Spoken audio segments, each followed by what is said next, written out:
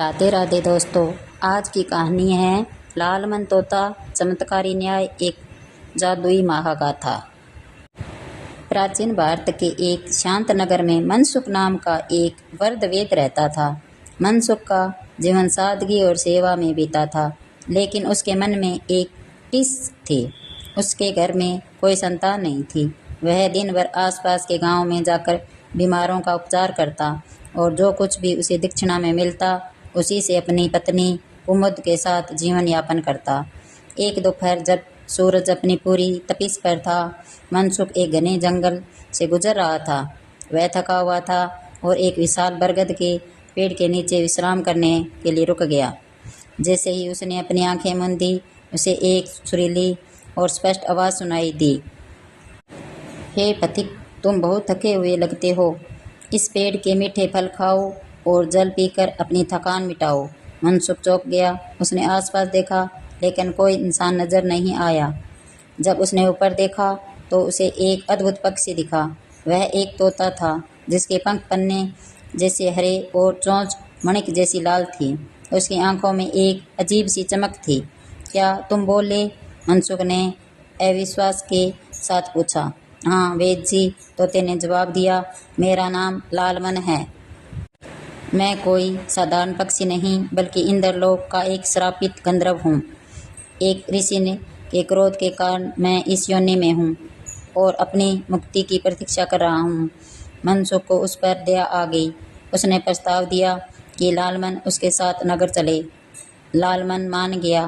घर पहुंचकर मनसुख ने उसे एक सुंदर पिंजरे में रखा और उसकी सेवा पुत्र की भांति करने लगा। लालमन केवल बोलता ही नहीं था, वह कालदर्शी भी था। उसे भूत और भविष्य का ज्ञान था।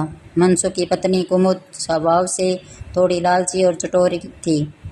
एक दिन जब मनसुख घर पर नहीं था, उसने घर में रखी सारी खीर और मालपुए अकेले खा लिए और बाद में झूठ बोल दिया कि उसे बिल्ली चट कर दी।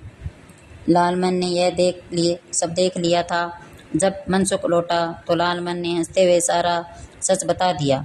मालिक बिल्ली ने नहीं, बल्कि आपके भाग्यवान पत्नी ने ही सारे मालपुए उध्वस्त किए हैं। कुमुद को यह अपमान बर्दाश्त नहीं हुआ। उसे लगा कि यह तोता उसके घर की शांति छीन रहा है। उसने मनसुख को अल्टीमेट दे दिया, या तो यह पक्षी रहेगा या मैं।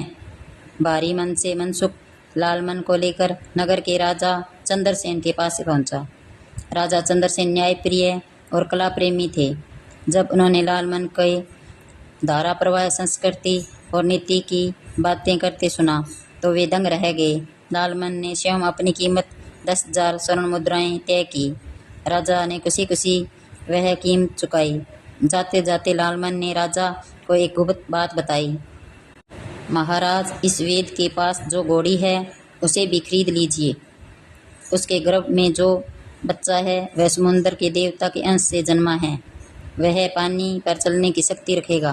राजा चंद्रसेन के महल में लालमन उसका सबसे प्रिय मित्र बन गया। राजा की 4 रानियां थीं, लेकिन वे सभी बहादुरी और अहंकार में डूबी रहती थीं। एक दिन जब राजा शिकार पर गए थे, रानियों ने लालमन से पूछा, दुनिया में सबसे सुंदर कौन है? लालमन ने निडर होकर कहा, आप चारों सुंदर हैं, लेकिन 7 समुंदर पार की राजकुमारी प्रभा जैसी सुंदरता और हृदय की कोमल किसी में भी नहीं है।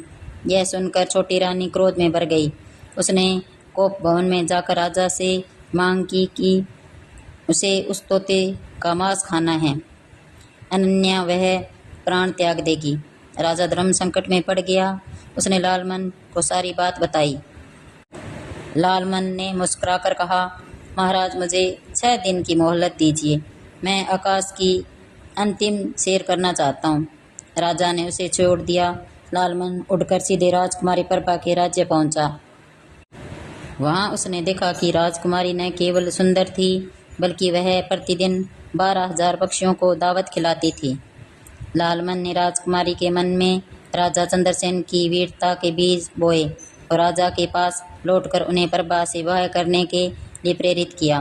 राजा चंद्रसेन उस चमत्कारी घोड़े पर सवार होकर, जिसे उन्होंने वे से खरीदा था, राजकुमारी प्रभा को ब्याहने निकले। वह घोड़ा बिजली की गति से दौड़ता था। जब रास्ते में विशाल समुद्र आया तो राजा ठिठक गए।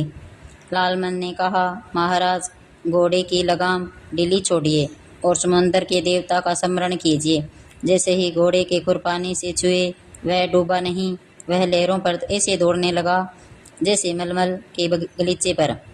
यह दृश्य देखकर देवता भी पुष्प वर्षा करने लगे।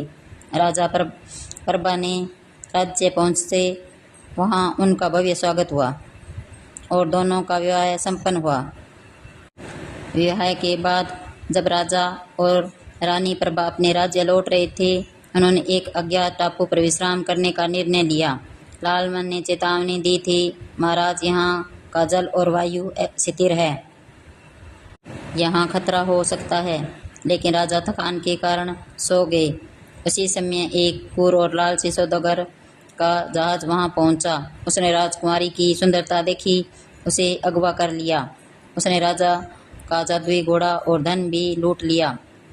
जब राजा की नींद खुली तो उनके पास न रानी थी न घोड़ा। राजा विलाप करने लगे, हे भाग्य, तूने मुझे शिखर से शून्य पर पटक दिया। लालमन ने उन्हें सांत्वना दी, महाराज, आंसू पोंछिए, क्षत्रिय का धर्म युद्ध करना है, विलाप करना नहीं। मैं उठकर उस सौदागर के नगर का पता लगाता हूँ। राजा चंद्रसेन ने एक साधारण मजदूर का भेष बनाया और सौदागर के नगर में उसके ही अस्पताल में नौकरी कर ली।